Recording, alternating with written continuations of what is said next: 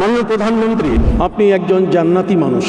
শেখ হাসিনাকে জান্নাতি নারী উপাধি দেয়া আলেমটির নাম মাওলানা কাফিল উদ্দিন সালেহী। শুধু তিনিই নন, তিনি ছাড়াও অনেক আলেম ওলামা শেখ হাসিনাকে প্রকাশ্যে সমর্থন করেছেন। তবে ৫ আগস্টের পর থেকে তাদের অনেকেই পালিয়ে বেড়াচ্ছেন। কোন কোন আলেম ওলামা শেখ হাসিনার সমর্থনে কি বলেছেন তা জেনে আসা যাক। শুরুতেই থাকবে মাওলানা কাফিল উদ্দিন সালেহী। ২০২৩ সালের জাতীয় ইমাম সম্মেলনে শেখ হাসিনার উদ্দেশ্যে তিনি বলেছিলেন, আপনি তেঁতুলিয়া থেকে টেকনাফ পর্যন্ত ৫৬৪ মডেল মসজিদ প্রতিষ্ঠা করে একজন স্মরণীয় শাসক হিসেবে বিশ্বের মানচিত্রে স্মরণীয় হয়ে থাকবেন। আরও বলেছিলেন, শেখ হাসিনা এদেশের মানুষের জন্য এবং ইসলামের জন্য আশীর্বাদ। আপনার ভয় নেই, আপনি এগিয়ে যান। লাখ লাখ ইমাম, মুয়াজ্জিন এবং খতিব আপনার পাশে আছেন। আপনি জানেন, ইমামরা কিন্তু আপনার সৈনিক। মাওলানা কাফিল উদ্দিন সালেহী তখন ইসলামিক ফাউন্ডেশনের বোর্ড অব গভর্নর্সের গভর্নর ছিলেন। কেউ কেউ ধারণা করেন তিনি শেখ হাসিনার প্রতি অনুগত থেকে পদ পদবি সুবিধা নিয়েছেন। ২০১৮ সালে শেখ হাসিনাকে কওমি জননী উপাধি দেয়া হয়েছিল। কে দিয়েছিল জানেন? সোহরাওয়ার্দী উদ্যানে আয়োজিত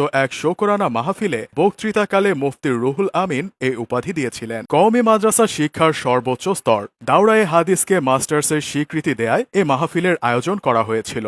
এ মাহফিলেই তিনি শেখ হাসিনার ভূয়সী প্রশংসা করেছিলেন। ভাগ্যের কি নির্মম পরিহাস, সেই রুহুল আমিনকে বর্তমানে আলেম সমাজ থেকে বিচ্ছিন্ন ঘোষণা করেছে গোপালগঞ্জ উলামা পরিষদ। নীতি আদর্শ থেকে বিচ্যুত হওয়ার কারণে তাকে বিচ্ছিন্ন ঘোষণা করা হয়েছে। এছাড়া ২০২৪ সালের ২০ সেপ্টেম্বর বাইতুল মোকাররম মসজিদে মুফতি রুহুল আমিনের জুমার নামাজ পড়ানোকে কেন্দ্র করে দুটি পক্ষের মধ্যে ভাঙচুরের ঘটনা ঘটেছে। এরপর রুহুল আমিনকে খতিব পদ থেকে অপসারণ করেছে ধর্ম মন্ত্রণালয়। তিনি নৌকা প্রতীকে নির্বাচন করার স্বপ্ন দেখতেন। ২০১৮ সালের নির্বাচনে নড়াইল ১ আসন থেকে মাওলানা রুহুল আমিন আওয়ামী লীগের মনোনয়ন চেয়েছিলেন। তিনি একাধিক শোডাউন ও গণসংযোগও করেছিলেন। গণসংযোগে মুফতি রুহুল আমিন স্থানীয় জনগণের উদ্দেশ্যে বলেছিলেন, নির্বাচনে আসার কোনো ইচ্ছা আমার ছিল না, কিন্তু আপনাদের আকুণ্ঠ ভালোবাসা আমাকে প্রার্থী হতে বাধ্য করেছে। কিন্তু তাকে নৌকা প্রতীক দেয়া হয়নি। তবে ২০২২ সালের ৩১ মার্চ তিনি বাইতুল মোকাররমের খতিব পদে নিয়োগ পান। এ নিয়োগও শেখ হাসিনার প্রতি অনুগত থাকার সুফল বলে ধারণা করা হয়। শেখ হাসিনাকে আগাগোড়া সমর্থন দেয়া আরেকজন আলেম হলেন মুফতি ফয়জুল্লাহ। তিনি বলেছিলেন, শেখ হাসিনা একজন মহিয়সী নারীর ভূমিকায় অবতীর্ণ হয়েছেন। তবে রাজনৈতিক পট পরিবর্তনে তিনি বিপদে পড়েছেন, বিশেষ করে ৫ আগস্টের পর থেকে। তিনি মূলত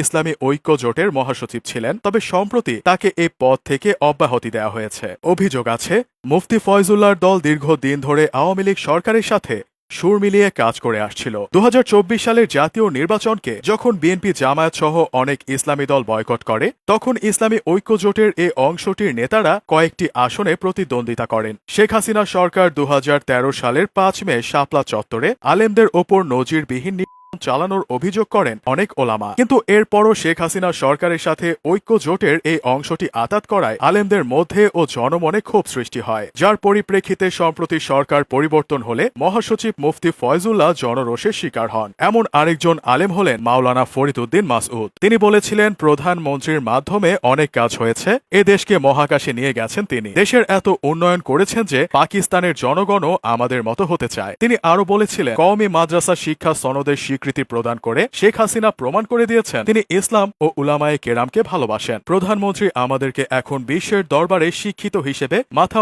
উঁচু করে দাঁড়ানোর সুযোগ করে দিয়েছেন। এভাবেই অনেক আলেম পলাতক সরকার প্রধানের প্রতি অনুগত ছিলেন। পরিতাপের বিষয় হলো, তাদের অনেকেই এখন পলাতক।